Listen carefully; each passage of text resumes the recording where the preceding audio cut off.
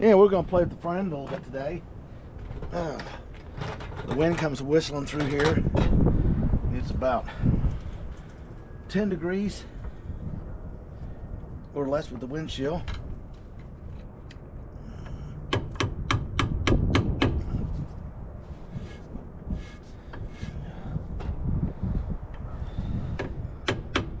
So we're going to do a brake inspection. And this is a 1940 independent for suspension. No shocks, they use a damper. It's also part of the upper A-frame. Lower control arm. It's got a pivot style steering, which is unique.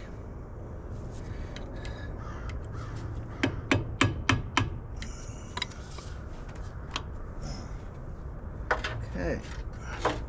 The idea is not to lose a bunch of tools.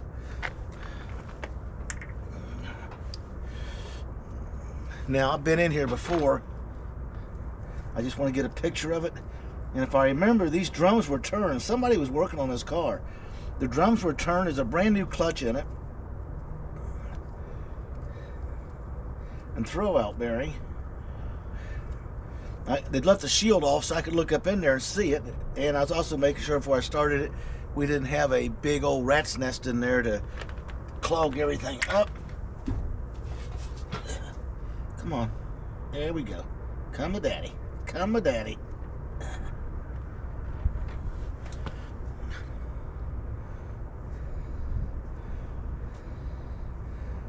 Kind of a weird bearing setup. I've never seen a bearing like this.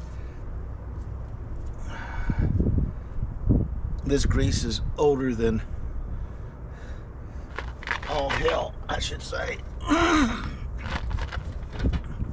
Now, one of the things we got here, let me get my paper towel.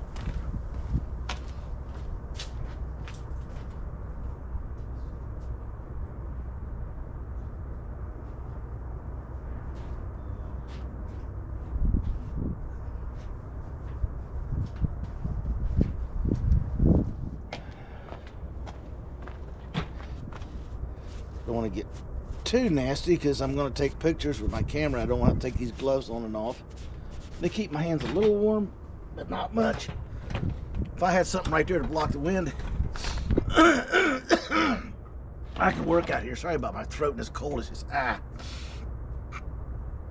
took these off, took them apart, removed the valves that control the fluid for the front damper shock, and put them back together. They're just, you can see I'm moving it. It's just an A-frame now, being held together by a drill bit. Question being is I'm changing the wheels out. So these are 1 inch.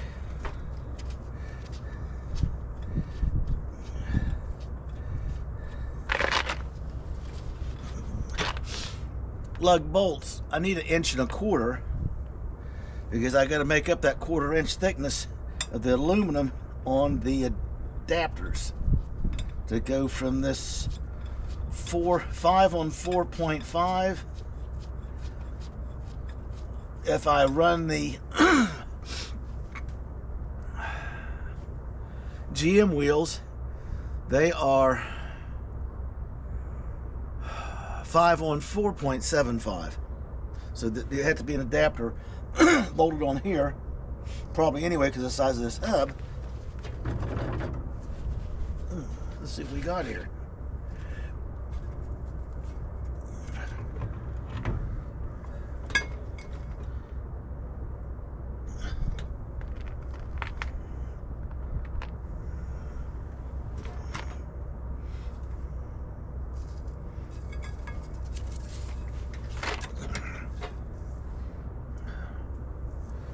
These drums were actually turned. They're just rusty, nasty because they've been out here, out of the barn in my driveway getting moisture on them. So I can clean them up. That's a new seal. I'll tell you that right now. They've replaced this bearing seal. You see where the lugs are coming in? Because this is riveted to the drum. Okay.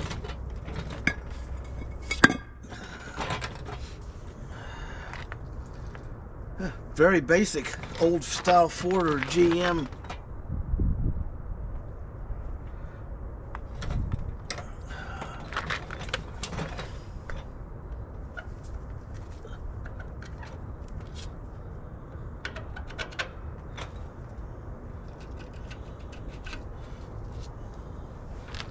These are a little bit thinner back here.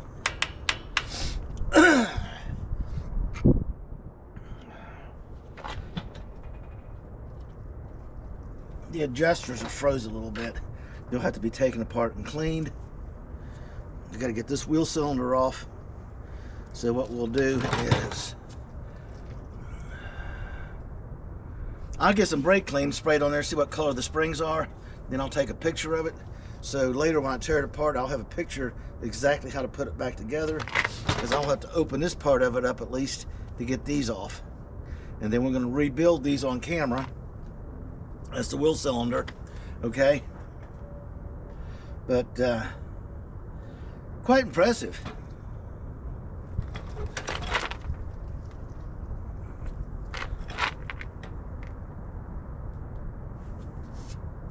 Yep, it has to be replaced. It's down to the rivets. It's not what I wanted to see, but it is what it is. So let's get this picture, and then we'll move forward. I got my bushings in today from Barnes 4-wheel drive.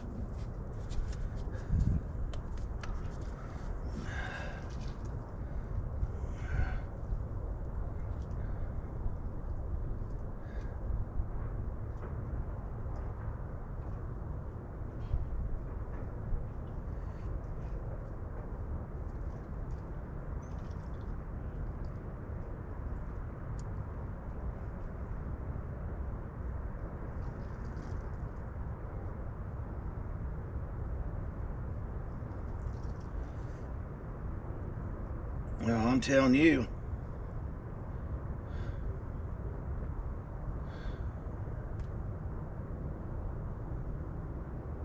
Oh, now they're putting a thing on here to report illegal aliens at all locations with a phone number. Ohio's going to be right in the middle of that Minneapolis stuff where it's over. I feel sorry for the officers that I know that are going to be between the stupidity we have for a city mayor and governor and the federal officers who are putting their lives on the line to take out the people who are not supposed to be in this country, regardless of what everybody thinks.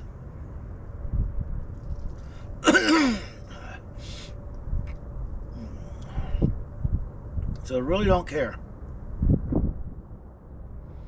Let's get a picture.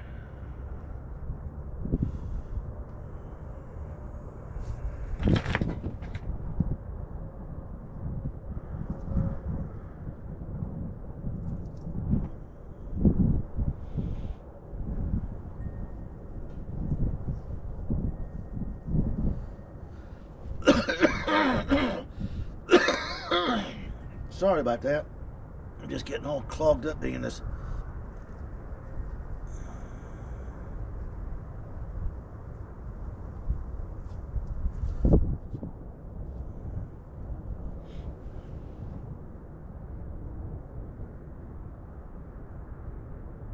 Yeah, we actually got a picture. Let me get some brake cleaner and we'll definitely get a better view of this.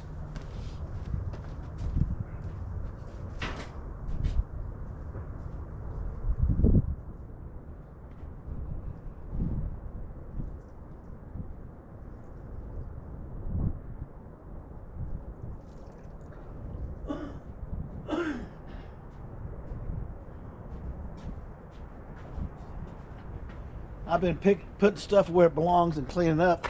I forgot where I put it. And I looked where it was supposed to be and cotton picking, there it is.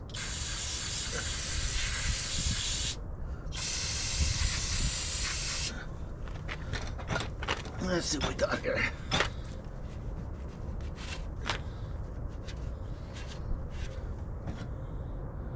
Okay. The green spring goes to the front. That's what I needed to find out. We'll get an updated phone picture.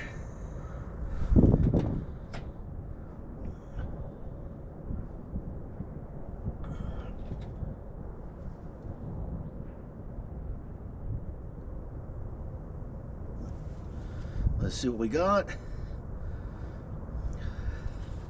Got a good picture. Shows the color of the green spring to the front. That's all I wanted. Close this up to protect my camera. Put it back in my pocket so I don't drop it on the ground.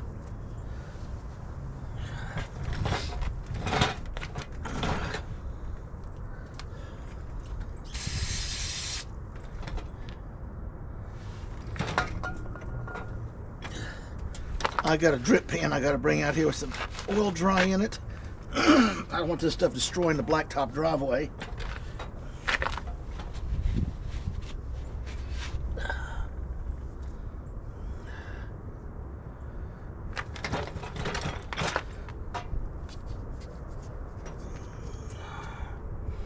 I'm going to take some work here. I'm going to take the outer tie rod loose and get it cleaned. The arm, and unbolt it. I'm taking this plate off to clean it. Okay. Yeah, it's so gummed up in there. I ain't gonna sit there and try to pick it and do that.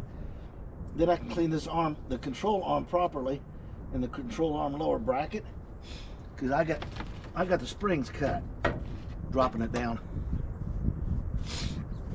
That way I can set it to the height I want it and work from there. We'll get all this cleaned off, scraped off, in primer, in paint, get it ready to be re-lubed. A lot of these joints probably haven't seen a grease gun forever. And lucky for me, out at my son's, I keep it out there due to the fact that I got a power grease gun. Just stick it on, hold it, pull the trigger, and it, because that Mack truck had like 60 grease fittings on it, the old one that I restored. I shot 2.5 tubes of grease in the fittings on that truck when it was done.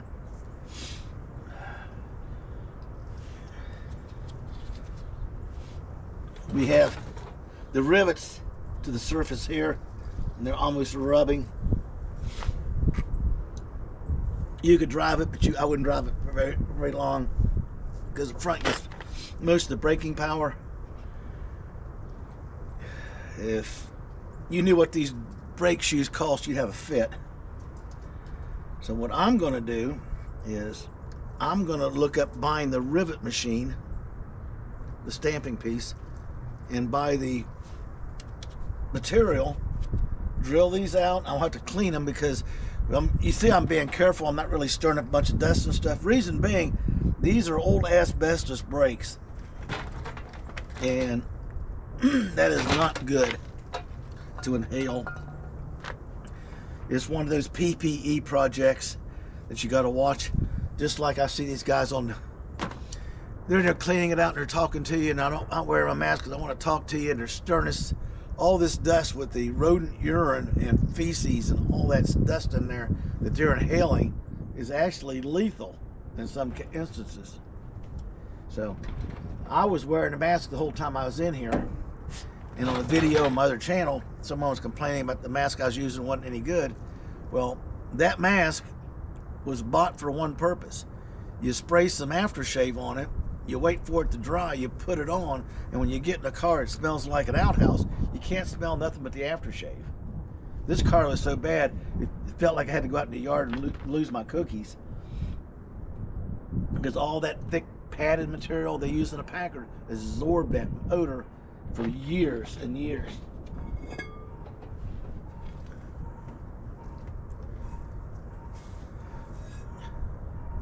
Yeah. So I will lightly clean these up. It's a good seal right there. That bearing's greased really good. Okay.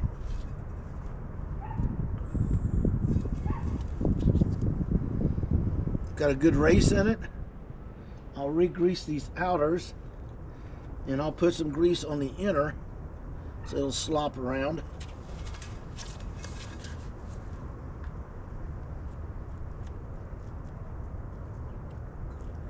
Yep. It's a good boost bearing.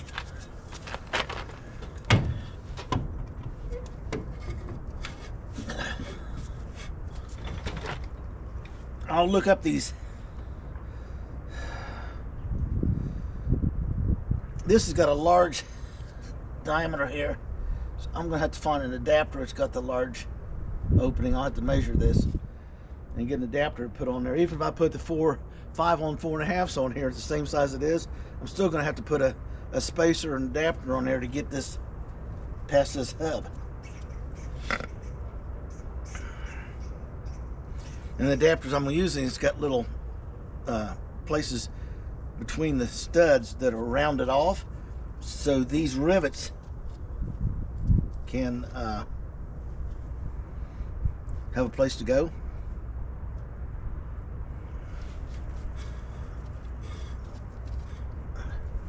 Right here, there's a piece sticking out like a finger to line up the wheel so you could put it on, because you're using bolts instead of lug nuts. I cut it off, and I still got to buff it down a little bit because I wanted to try to put a wheel on there, and I couldn't get it up over here, and I couldn't even get it up to the lug nut openings because of this guide to index the wheel. With the index on there, the wheel's going real easy. This is going to be a pain to put a wheel on when the time comes. Okay. Now what we're going to do is, yeah, we'll repack. We'll re-grease the inner. We may have try to pull that. I don't want to take a chance of damaging that. Let me take a look at it.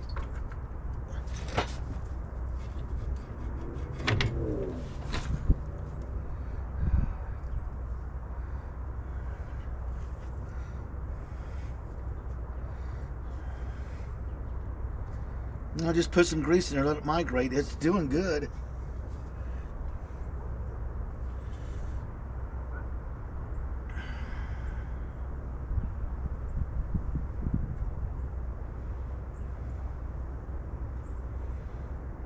If I have to pop the seals, I'm going to have to put new ones in it, because it's got a metal lip and it's going to bend.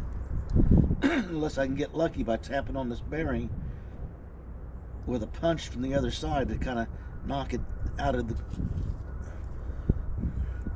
So I need to pack that bearing.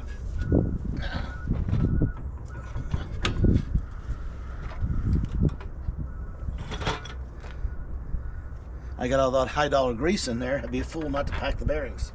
And this bearing here is almost dry. See that?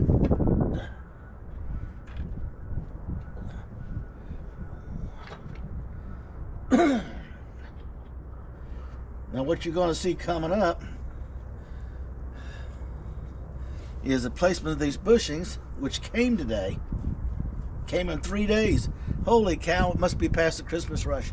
Because from the Thanksgiving to Christmas, all my stuff on average was showing up 12 to 14 days past the due date.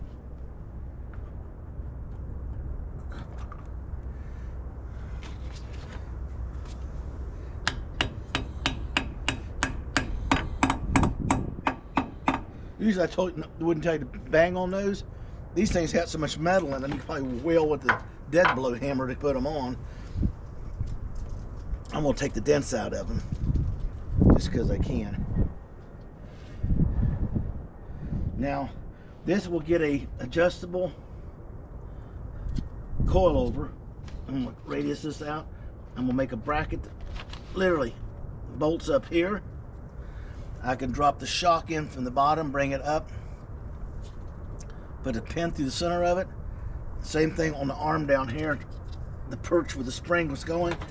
I'm going to drill it and put it in there. It's too bad I can't take them off, take them in there and drill them and put them back on the car, because it's next to impossible. 86-year-old bolts that haven't been off aren't really pleasant to work on.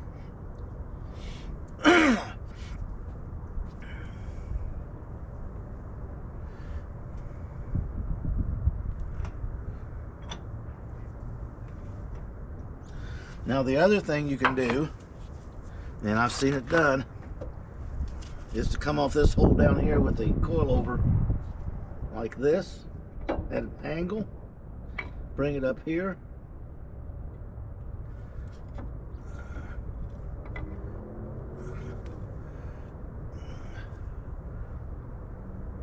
and then you just make a bracket that goes on here and comes up and put it right there. That's the other option, and do away with the springs totally, which is what I intend to do.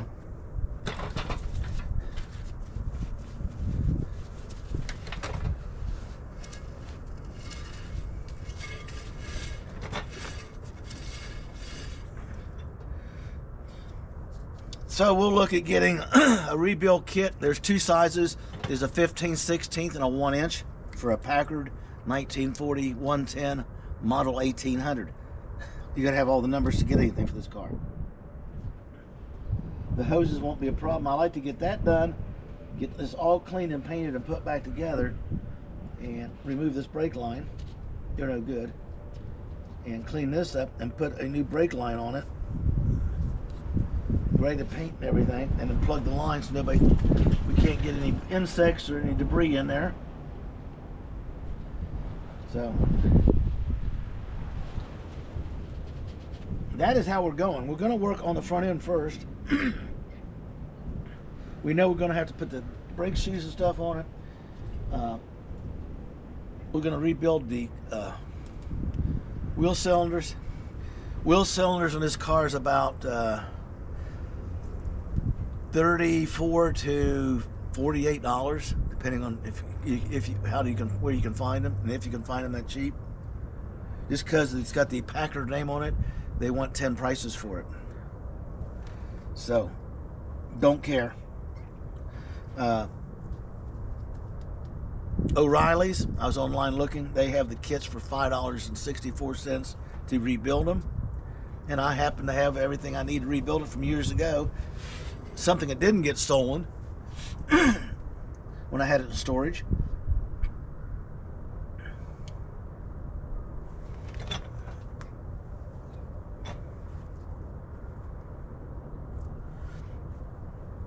That'd be a good place to do it. I'd run that shock right off of that, right up here.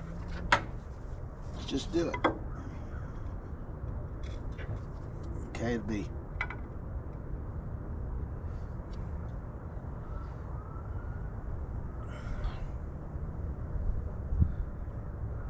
And actually, the shock would actually extend up higher. Coil over. And then I can adjust the coil over because it's 12 inches from here to the ground. Right now it's all jacked up out of shape. I'm dropping the front. Now the Packard front end, believe it or not, is very easy to drive without power steering. One, because of the size of the steering wheel. Captain, you're driving a barge. And two, it's got a center bar, is what I'll call it. There's a length from the front that comes back. Then from there, there's an arm that goes over to the arm that comes off the back of the gearbox. Okay? And then there's this arm, and the other arm attaches in the center of that rod. So you're using extra leverage to turn the car. So when you turn the wheel this way, it kicks that rod this way, pulls that wheel and pushes this wheel out to make the turn.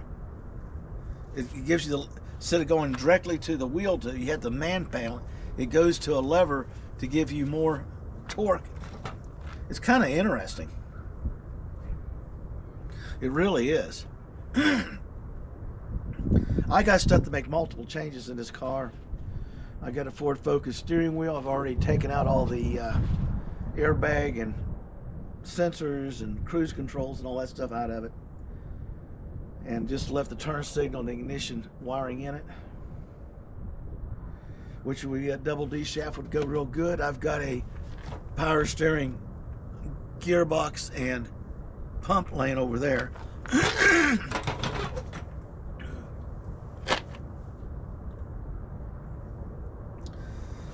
If I go with a rack and pinion, the rack will be sitting too low in the front.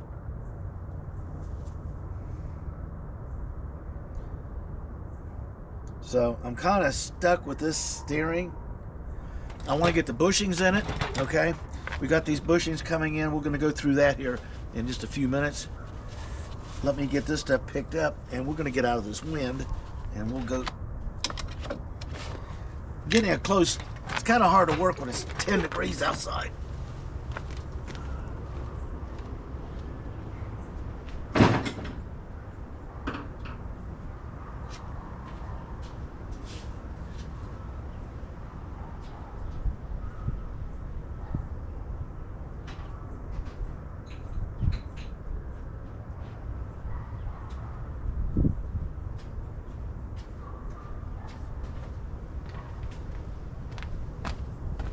My wife bought me this chair when I hurt my back 30 years ago, and I still use it.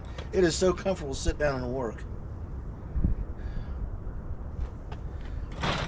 There's so much stuff I can do sitting in this chair. It's got a place to put a few tools. It extends my working time.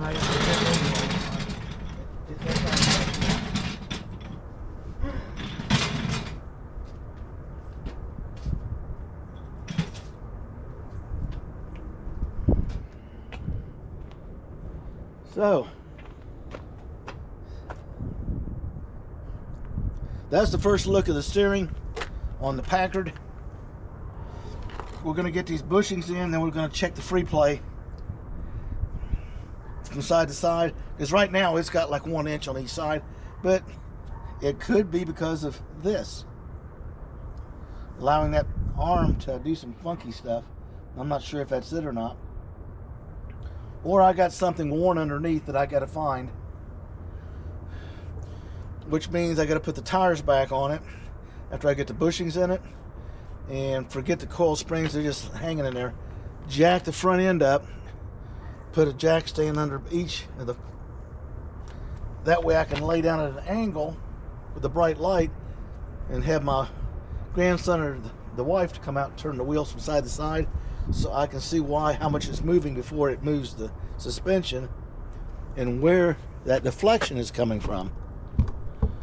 You got to remember, it's 86 years old, but it's a 43,000 mile car, so I'm not looking at anything to really be worn out. I'm looking for something that's out of adjustment, or something somebody tampered with because they thought they knew what they were doing. Because this car's got all kinds of red flags that stuff's been worked on. You just saw the wheel bearings with new seals in them. Why they didn't do the brake shoes, I don't know. And they used the old style grease, which that stuff gets hard after a while. So it's not much better than what they took out.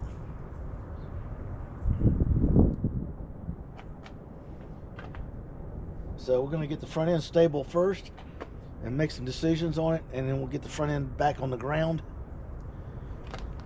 and then we could make some adjustments in the back and set it back on the ground so we can get a view of the rake and how the car is going to sit. So when I start to build it and start cutting on it, it'll give me more of an open idea of what to do. She's not going to go in patina sauce, unfortunately, with this beautiful patina she's getting. It's the first time she's been out of the barn sitting in the weather, so now the rust is kicking in on all the metal, the paint. What we have found, and I'll give you a quickie on it, somebody stripped this car all the way down and repainted it. Some of it's got primer and some of it doesn't. I haven't found any body work yet. There's a little bit right here. I'm lost for ideas. We've already settled how we're going to do this.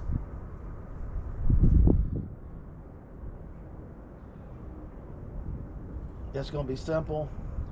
I know what we're going to do with the windows. I know how far we're going to shorten the body and how we're going to cut it to make it a two-door. It's going to be a coupe with a humpback. It's going to be a little shorter wheelbase than what it would have been, because the wheels will now be at the rear of the car versus where they are now. There'll be nothing hanging over the back.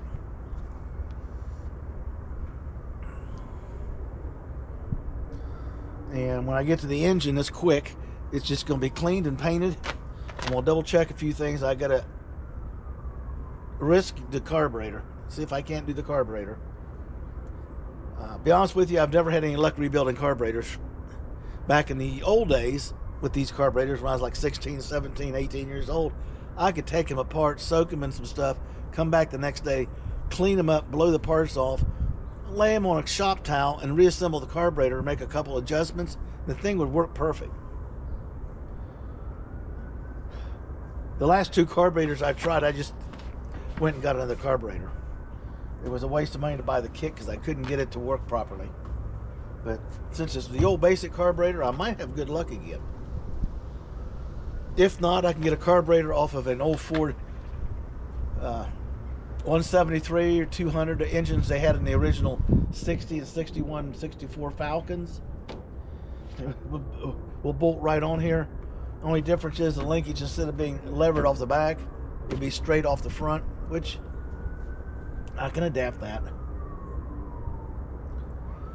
It'd be kind of nice just to put a cable pedal in there instead of having one with all these linkages.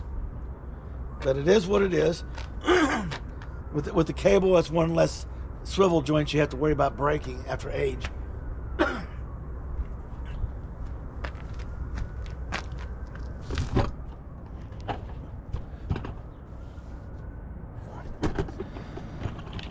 Now, well, I'll take the stand off. Let's go see what we got here. The stuff showed up. It showed up early.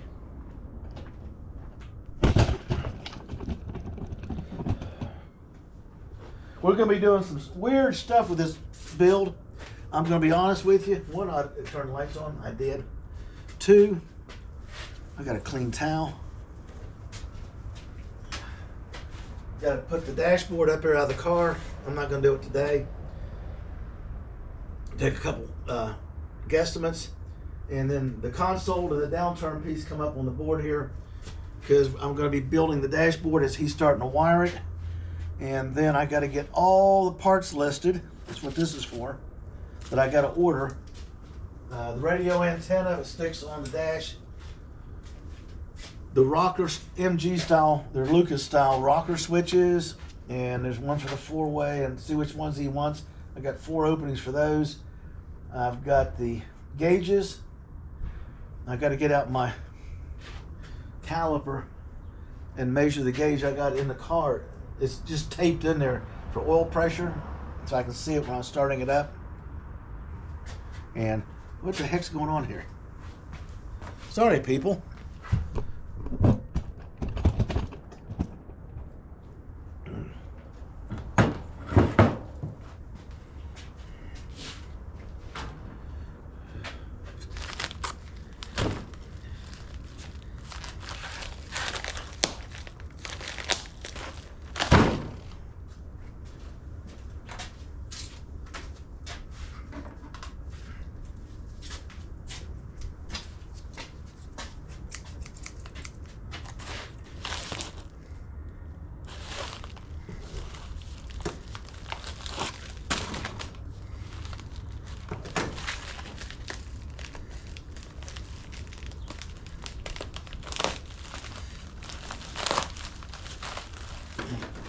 You just pull the tag when they tape the tag.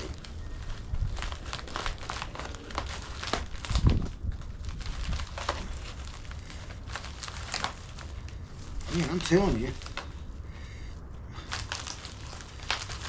I want to make sure I got what I ordered. Oh yeah. Oh yeah. Come to daddy. This was a 3.5-hour search online.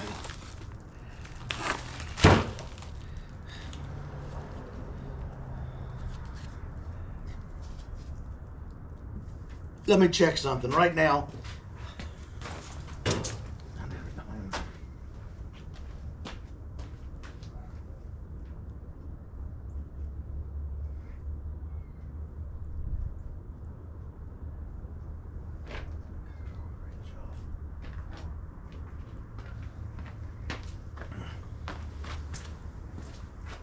I looked everywhere.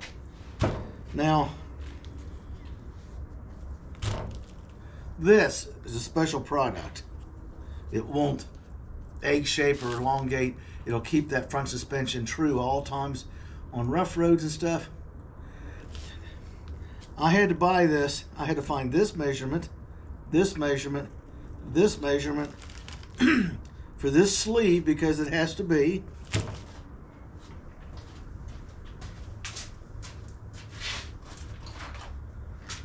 Trying to give you a heads up of what goes on behind the scenes before we really get into this build.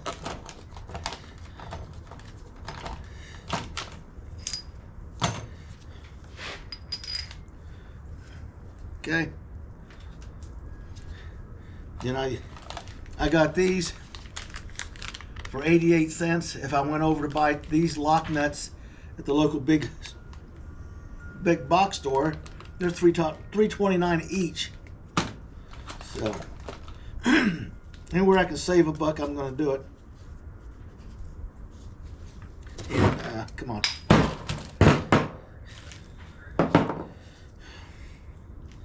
The only difference is I have to cut a 1/4 inch off of this.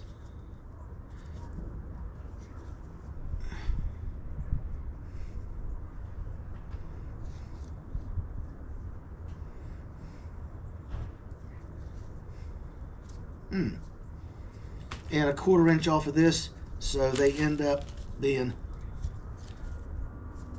just like this, the way it's supposed to be, protruding on each side.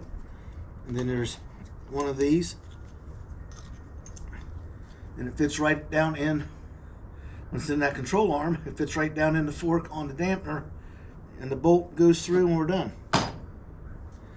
Took 3.5 hours of looking up. I'll show you the paperwork and all the research I did to get to these. These are for a 4-wheel drive.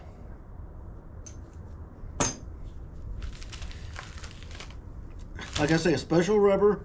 It'll never egg shape or wall around. It's designed for off-road 4-wheel drive beating, so it's going to really stabilize that front end instead of that old mushy rubber bushings were 86 years old. They were probably not much better when they were put in back in the day. That's what they had to go with. They didn't have the compounds that we have today. And this, I'll lose a 1/4 inch off both these. Just slide them together. I'll put a white dot on here so I can line up this, and then this goes.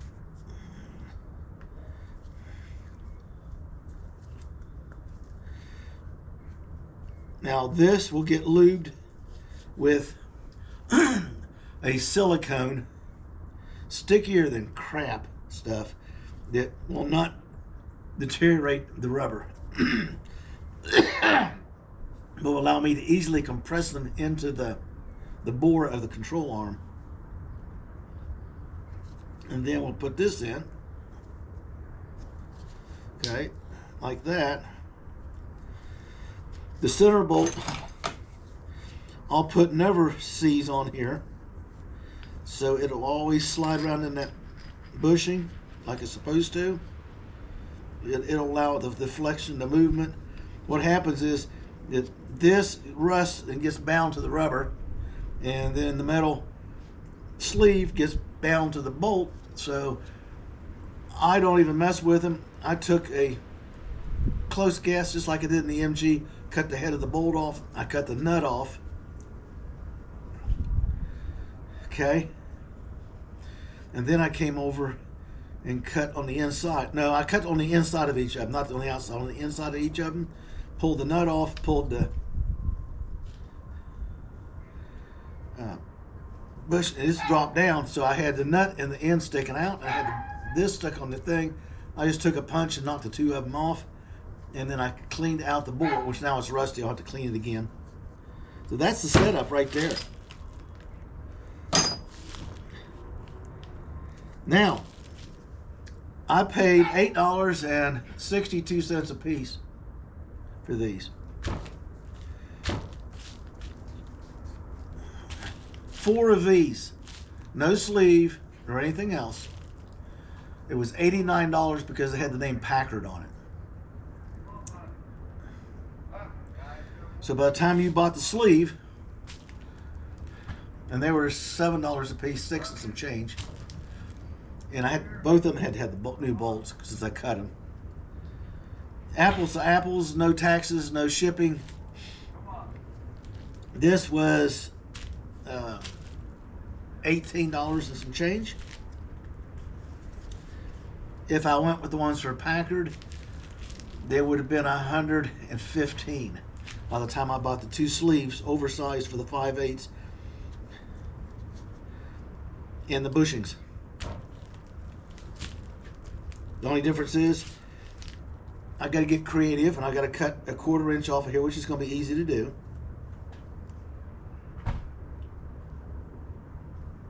Okay.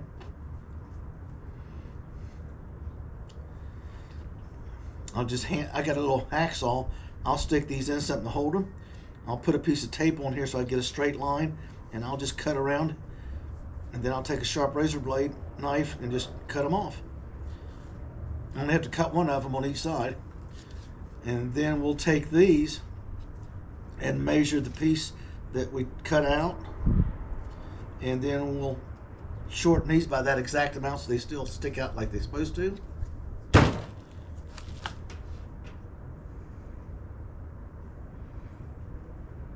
So for $20, I saved $95. You don't think that's that much? Well, no, it adds up. Wheel cylinders for this car is another going to be an issue.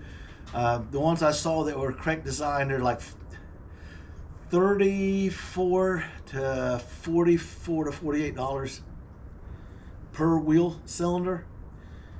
$5.64 at O'Reilly's. I can buy the kit. I got to take them off and look at the cups inside to see whether they're 15/16 or 1 inch.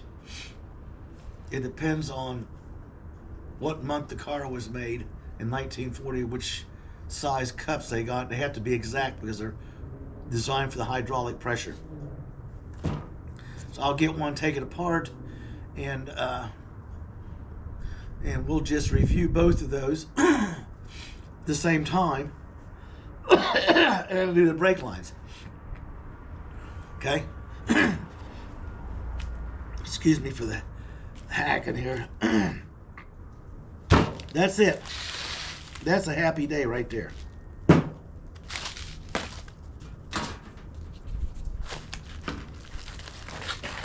I mean,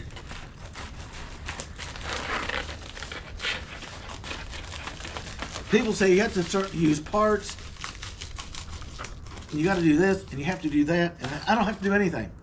I do what I want to do.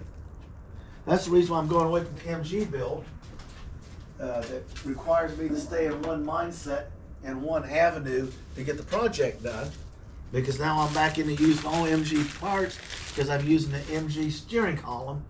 So I got to use their ignition. I got to use their turn signal, their windshield wiper control. And it's Lucas. Anybody knows about Lucas? It's not the best in my book.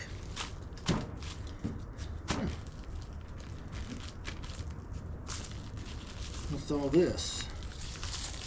Maybe I ought to open this up too. Anyway, we're going to be working on these drums and stuff. I want to get the brake material. I'm looking for it. And for $30, I can buy the machine that'll stamp the rivets.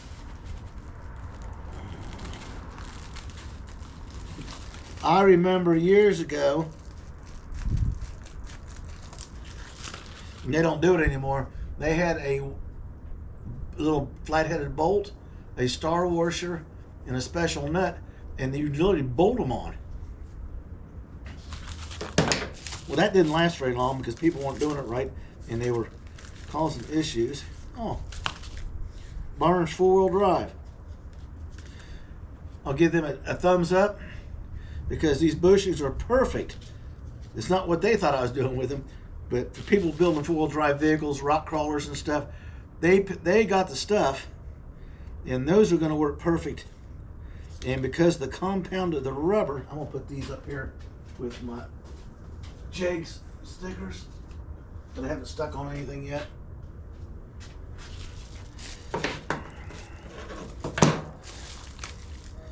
That has to go in the house, go in a shredder. This is a packing list.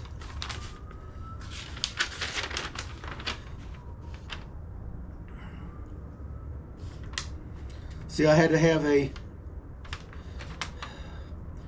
what they call a DOM bushing, 1 inch outside diameter, 5/8 inside diameter by 2.625 inches. It took some work to get that.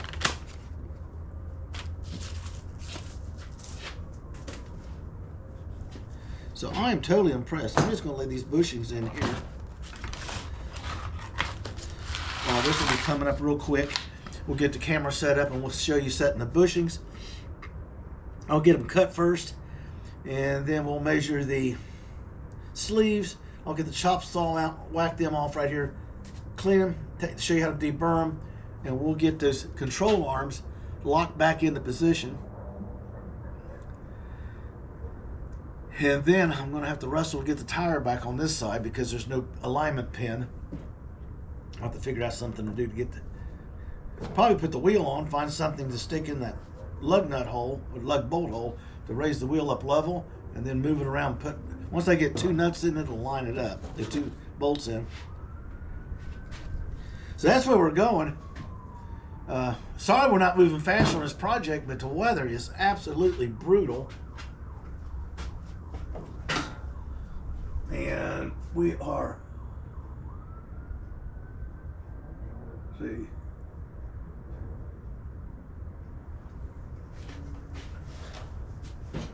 it says it's 38 degrees in here, but it certainly doesn't feel like it. I know with the wind chill out there, it's a lot colder if you step outside where I was at with that break.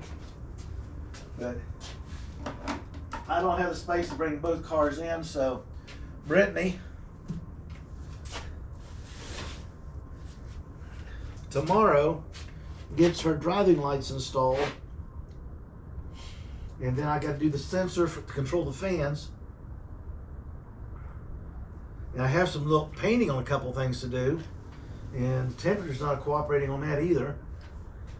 It's just not my, I got the grill screen in here because after it's wired I pop the grill screen in, okay, and then the fog lights fold up and bolt up in tight position, the driving lights. And it's ready because I'm not leaving anything in the front. I'm leaving it open. Okie dokie. That's just the way it is. Now, that is today's startup on this.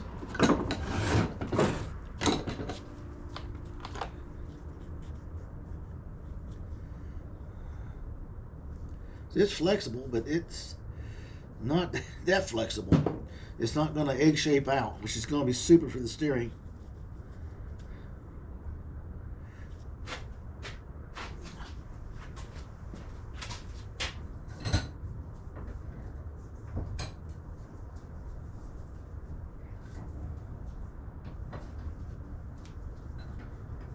Try it again.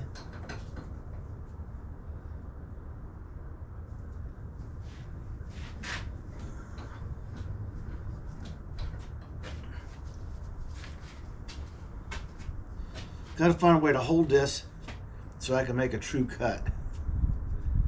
And I think I got it. If I take this bushing, which is a snug fit, and shove it in to the mark I'm going to put on it, I can then take the zip cutter and just all the way around it, and then I take a razor knife and trim it off. That's the fun part, is the challenge of doing these cars. That's the reason I want to get on these, because I get to be creative, where here I got to kind of follow. The creative part's done with the body work and everything I did to it.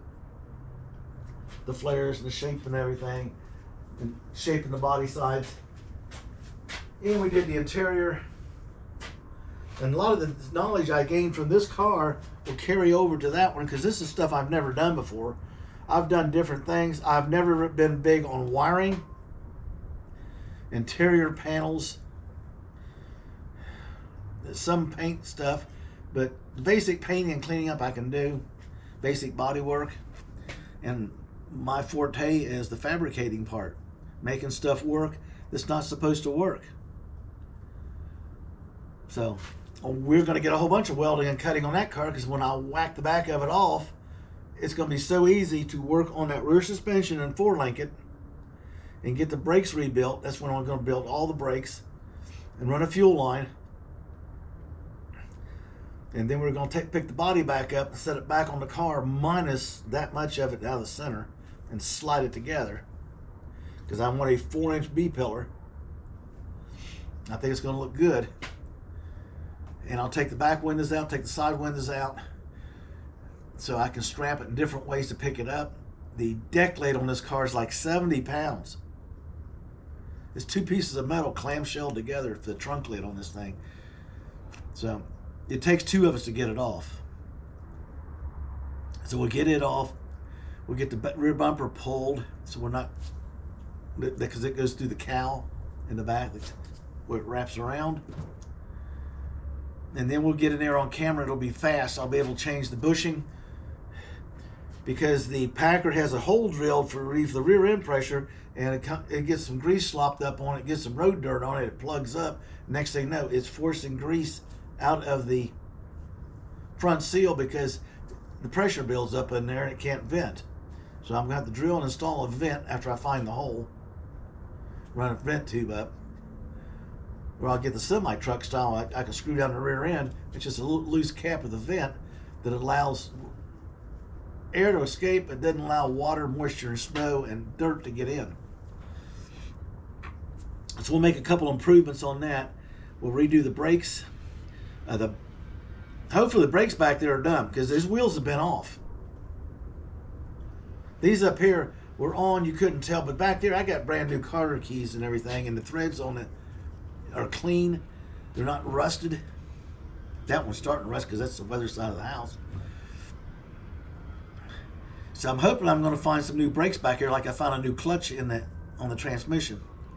I probably won't be that lucky, but either way, I'm going to have to rebuild the wheel cylinders. I'm going to take the backer plates off. Maybe not back there. The fronts, yes, they're going to be exposed, and you're going to see them, because this is going to be an open wheel roadster concept. And we got a bunch of stuff planned. That's like right here. This was a brainstorm line. This is out of an MG. Here's your motor. Inside this tube is a flexible cable with rings on it. This is called a wheel box. When that motor turns, that cable's going in and out. It turns this back and forth. First one comes over, does a bend, goes to the second one, because I got a split window, 24 inches from center to center. I'll have to get some new tube, and I want to get a new piece inside, just because I can. They're cut to fit. Then I can take this panel off and unhook the cable and take this off and clean it. I'll know how this motor goes right here. Okay. Because here's the wires.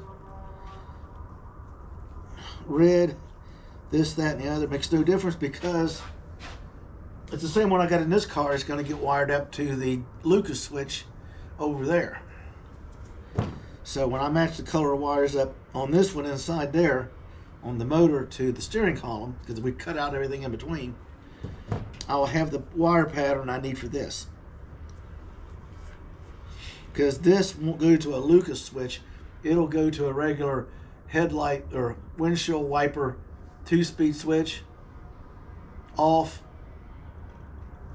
1-speed, high speed. That's all it's going to have, medium and high. But I got 12-volt windshield wipers. We've got electrical issues. I could sit here and list everything for the next hour, but we're just going to tear into it and do it fast once we get rolling. The reason we're working on, I got some complaints I'm not working on this one, I'm working on that one. Reason being is I'm not wiring this car. I'm not an electrician for wiring. I can add a radio and a few things or trace down a problem. But to start wiring a car from dead scratch zero, nada, You got a standalone wiring harness that I've wired in that runs and finds.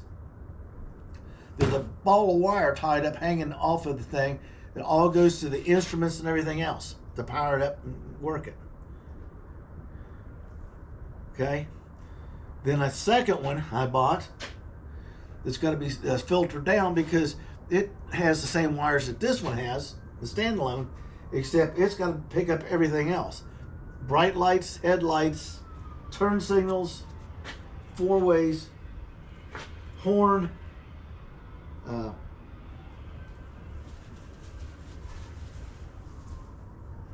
fans, driving lights, tail lights, turn signals, signal lights, backup lights, fuel pump, and fuel gauge. So out of a 21 circuit panel, we're going to take half the wires out of it because it'll sit in here, and when it powers this one up, when you turn the key, it'll automatically power up the ECM and the standalone harness to turn the computer on, to turn everything on, ready to run. And he's going to wire the two together. It's not a major deal. I've just hasn't do it. I'm not going to do it. He wants to do it. I'm going to let him do it. I'll do the prep work and get the wires drawn to the corner, everything to the trunk, everything to the engine compartment, everything to the inside. Then I'll stand back. I'll be putting the dashboard together, and he'll be referring to the dashboard because when he gets done, he's going to wire the dashboard with plugs. I'm going to install the dashboard and bolt it in, which is a pain to do, and get all the gauges back in it. Okay? Then he's going to come back, plug them together. We're going to power the system up and double check everything. He says no big deal. He used to wire police cruisers, so if you can open up an emergency squad and look at all the wiring they got in them, he's a perfect guy to trust with this one. So he's only going to be working a couple hours here and there on the weekends, on one day a week. So this is going to be on and off. So I'm going to fill up videos with my next build, which is not supposed to be touched. It's a low buck build. Right now we've got $1,291.98, including these I've listed in that car. So that's a low starting point. And a lot of the work I'm going to do myself, and a lot of the stuff I've got, I could change rear ends, I could do all kinds of stuff, but I don't want to do that. You get to the point you're in a heavy build, and unless you want to keep it for yourself, you're wasting time. So I'm building a good fun car that I might sell, I might keep it. I've got 2 or 3 other builds out there that have been offered to me. One of them is a Model T. It'll probably be gone. But I'll find what I want one day and bring it in here. Needless to say, I got regular stuff to do. I got my scooter box, which is the shop car, the Equinox. I had to put a half shaft in it. When I did I put a transmission in it because it was my granddaughter's car, and she come home from school, got her dream job, worked 6 weeks, come home, went to leave work, was acting funny. How she drove home with the transmission out, I have no idea. But she babied at her dad's house. And next thing I know, he tells me what's going on with it.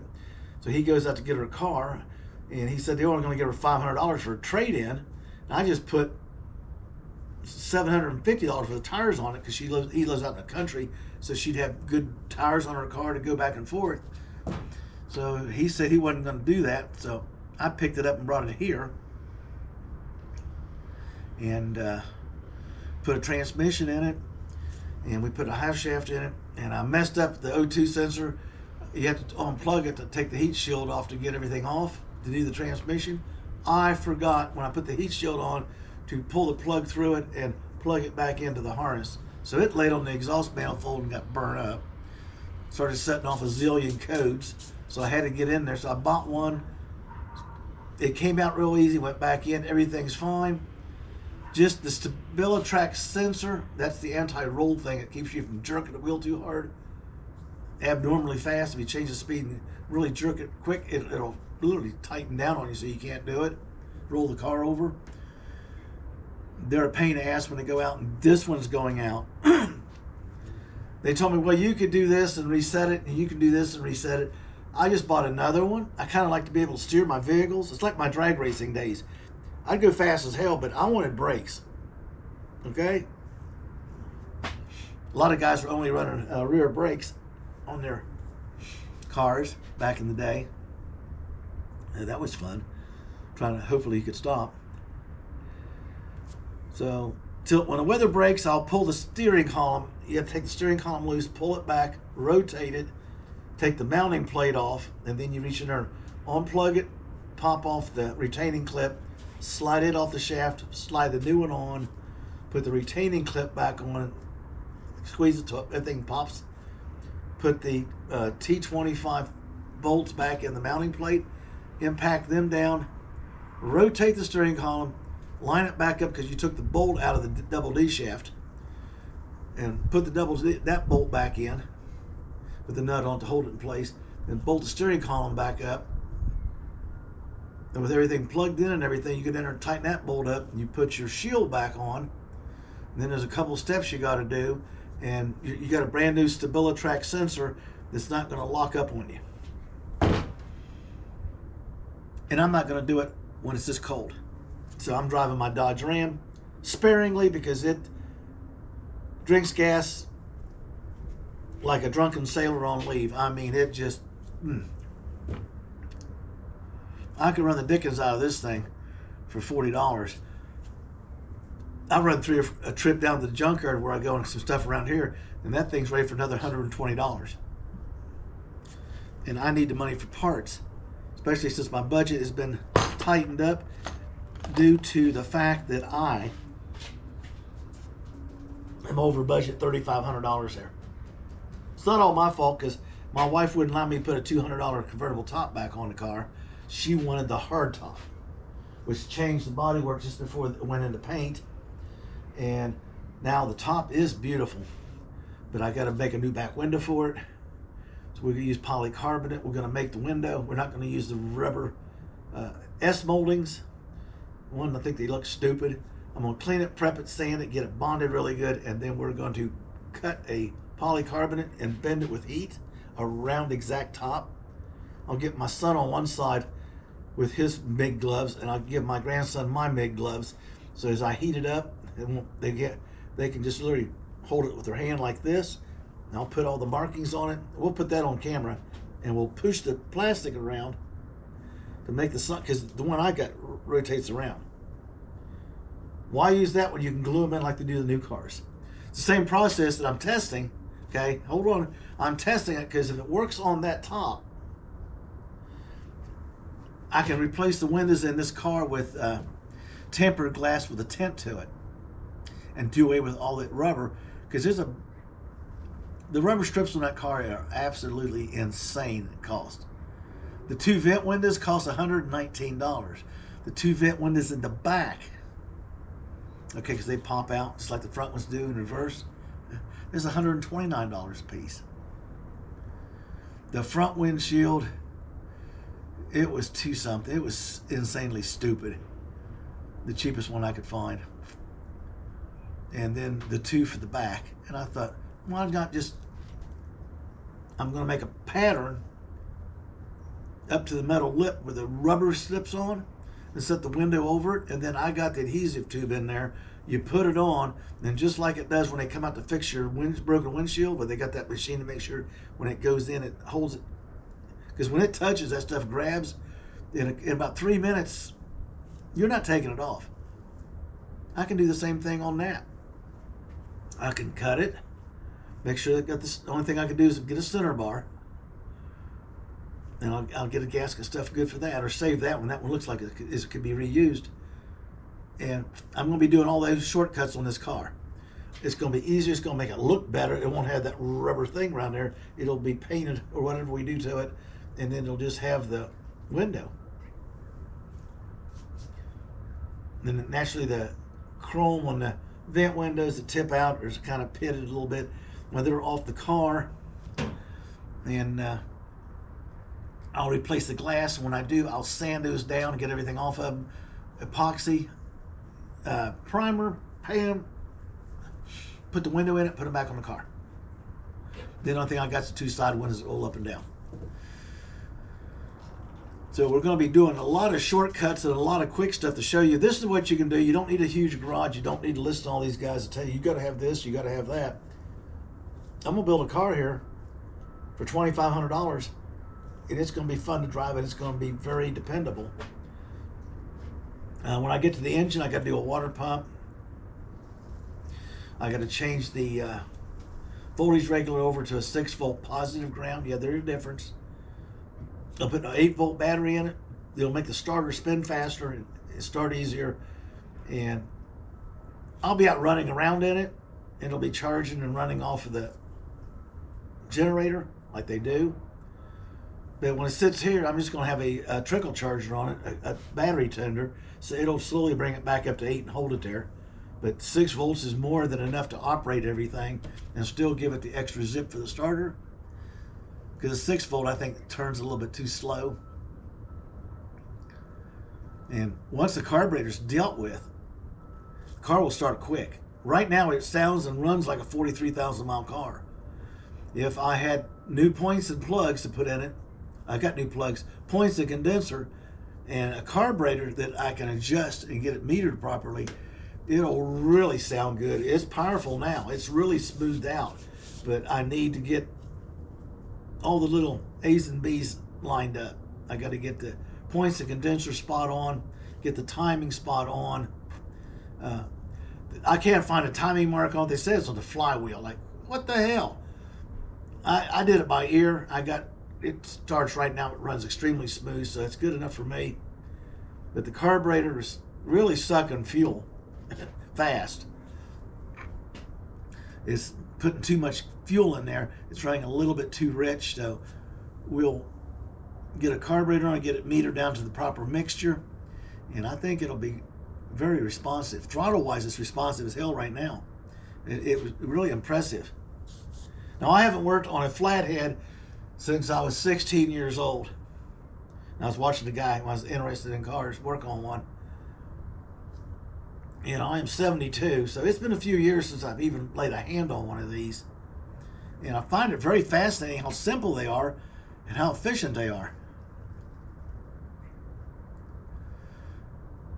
I got a lot of sanding to do, a lot of prep work to do, and the idea is Brittany gets done, she gets quartered off the rear, and the rear section gets set out there.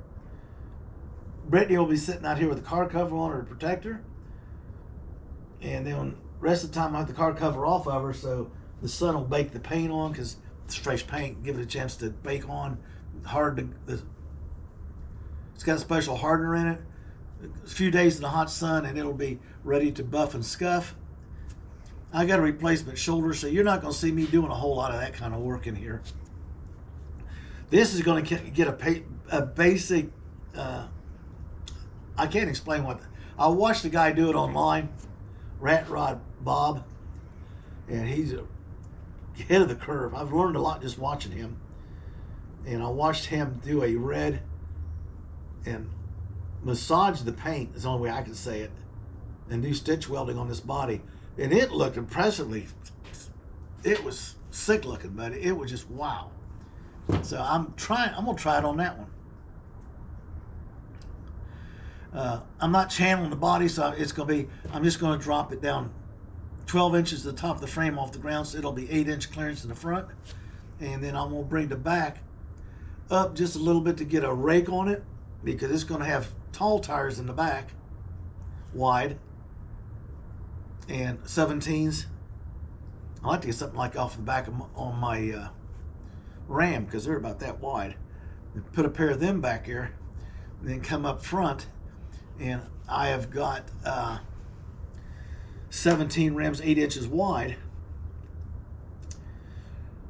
and put some low pros on the front and just get a nice little. So the wheels and tires, I've got zero in the budget for it, so I got to do some wheeling and dealing and training with somebody I know, because they are very interested in these tube tires and rims, because they're in excellent condition for a 1950 Plymouth Wayfarer business coupe. It's a two-seated car, big car, but it's only a two-seater. That's where I got the idea to whack this. And his tires set out, because it's set out in the, kind of in the woods a little bit. They're rotted. So take them off, same bolt pattern, put the Packard rims on it. The hubcaps would snap on the same way, and it would look better. He could probably sell it quicker. So we're doing some horse trading and stuff. We're going to remain to the low buck build. Be a bunch of welding going on. Side project, I got my MiG back there. I bought it at a yard sale. It strikes an arc, it tries to weld, but it's not having a tension on the wire, which goes key, sparring like a broken spring. So I'm going to change the tensioner, and then we're going to set up a stand and a gas bottle. And I got a buddy of mine said he'd bring his gas bottle over, and we will fire it up and see how good it needs a different ground cable. We want to check and see if everything on it, because it'd be nice to have it. I like to weld with a MIG. I never have before. I've always been a stick welder, but when they cut this shoulder to replace it, you lose some muscle memory. Well, lucky for me, it didn't mess up my ability to paint. Obviously, didn't have a single problem here, but when I try to weld with a welding rod, I'm like a 4-year-old on the 4th of July with a sparkler. I can't control that motion. I got to relearn it. So I've been relearning, and while I've been relearning, I've also picked up the flux core welder. And doing body work, I found out it's a lower temperature than a MIG, so I don't blow through or do that kind of stuff as much. So I had some really good welds going. I'm picking up better skills. And I told the guy, my welder said next time he comes over and he gets the MIG running, he's going to bring his hood over and I'll put mine on, and so he can watch what I'm doing. He can give me pointers, because this guy can weld anything. And anybody can weld a drag racing motorcycle frame, or a dirt tractor outlaw frame, you know, without any failures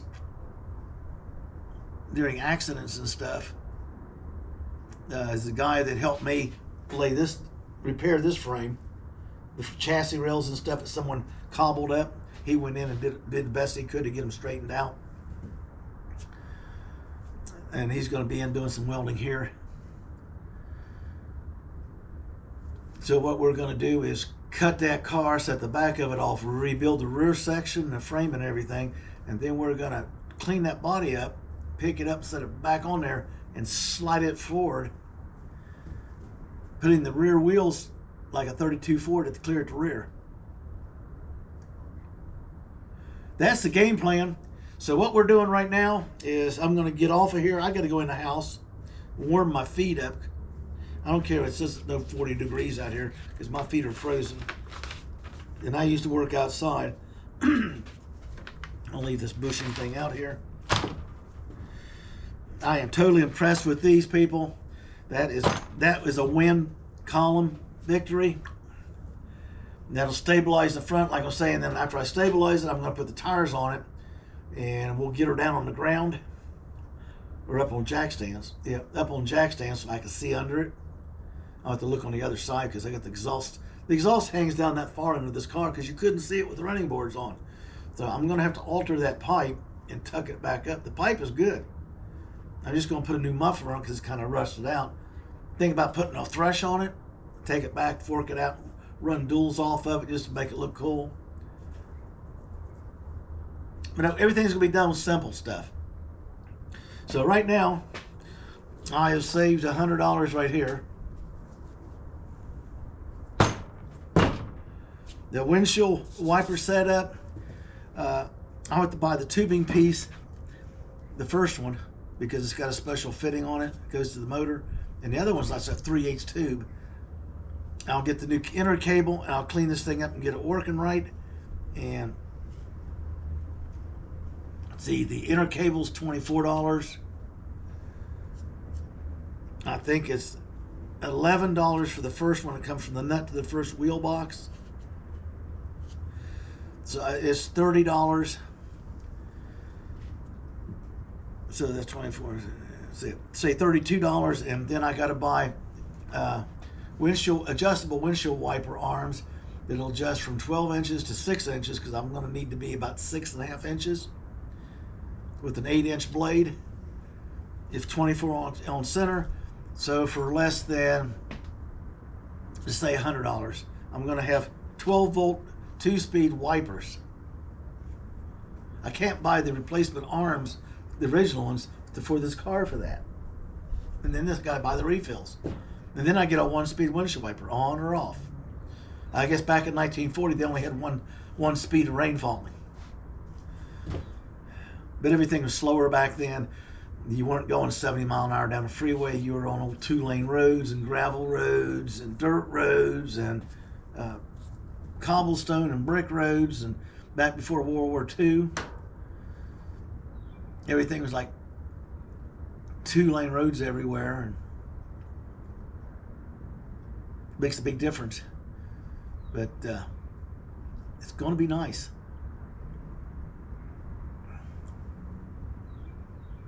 We'll run it around a little bit, and we'll have a lot of pleasure with it. People, hang in there. The channel's going to get moving as soon as the weather breaks a little bit. We will be doing the layout on this one on Saturday.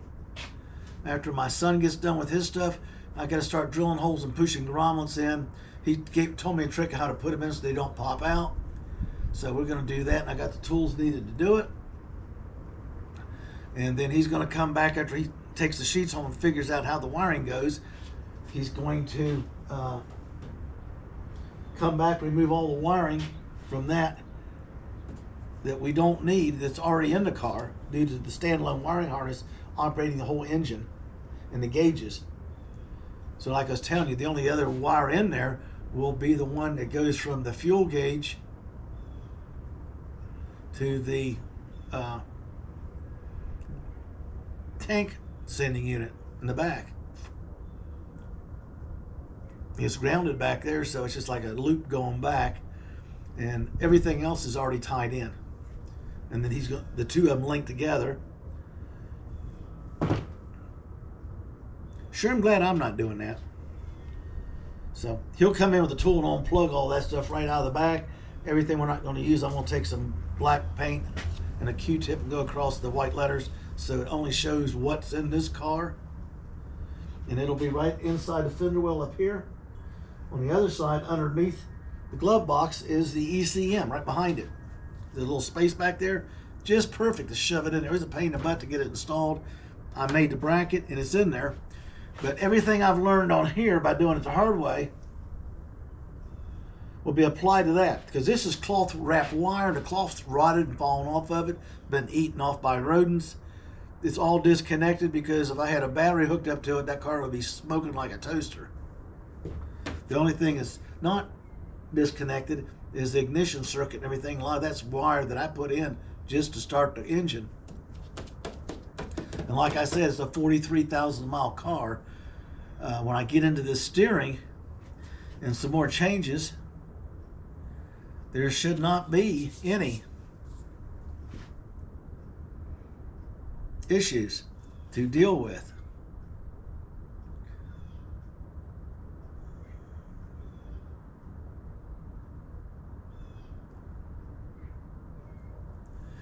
The only thing I just dawned on me, we were talking, if I put the coilover outside on that arm, I got to make sure that when I turn the wheel, the tire doesn't hit the coilover.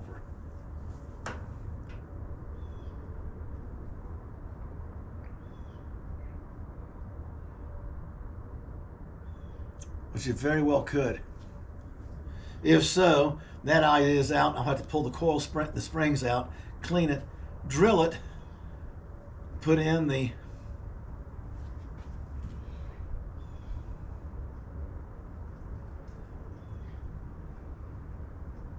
mounting pads, and then drop the coil over up in, drop it down into place, and bolt the bracket in. Probably what's going to have to happen, because if that wheel turns where I'm looking at it, and it's not going to do it with the brake drum, but with the tire being offset, it can come around and hit that.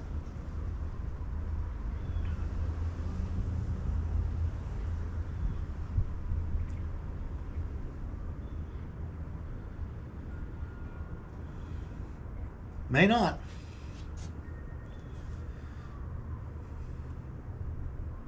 Just the way it is, people. Okay, well, I kind of talked my legs off here. Give you a heads up, trying to get you into the project.